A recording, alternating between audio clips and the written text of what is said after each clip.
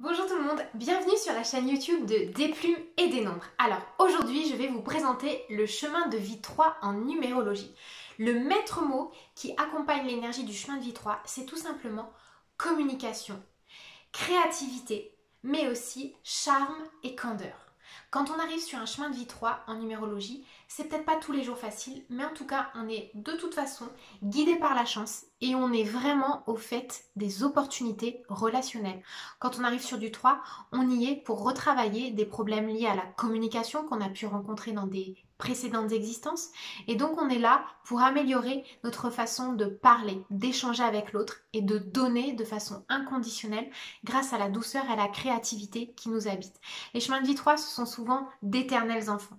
Il y a vraiment l'énergie, comme je vous l'ai dit, de la candeur, de l'humour. Ce sont vraiment des personnes qui sont très douées pour tout ce qui est artistique, mais aussi pour les métiers qui vont demander de faire valoir la parole juste.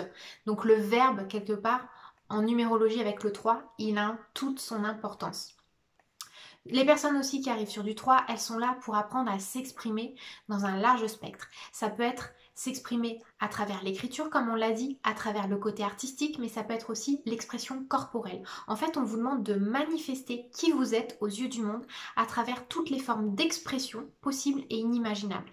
Donc ça va nous donner des sportifs professionnels, oui, ça peut être des présentateurs télé, ça peut être des chanteurs, des journalistes, des humoristes, ça peut être des écrivains.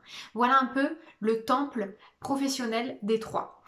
Le 3, c'est un nombre qui est à la fois assez intéressant, mais qui peut représenter certains pièges. Pourquoi? Parce que c'est aussi beaucoup l'énergie du plaisir. Donc quand on est sur un chemin de vie 3, on peut facilement se laisser alpaguer par les plaisirs éphémères. On peut aller, j'ai envie de dire, et je vais pousser la chose un peu loin, tomber dans une forme de luxure. Mais à partir du moment où on en a conscience et qu'on sait exactement comment se manifester au plus haut degré de nous-mêmes et de ce qui nous rend heureux, ce qui nous met en joie, on peut aussi contrecarrer justement ces espèces de paradis éphémères. Donc voilà tous les challenges liés au 3.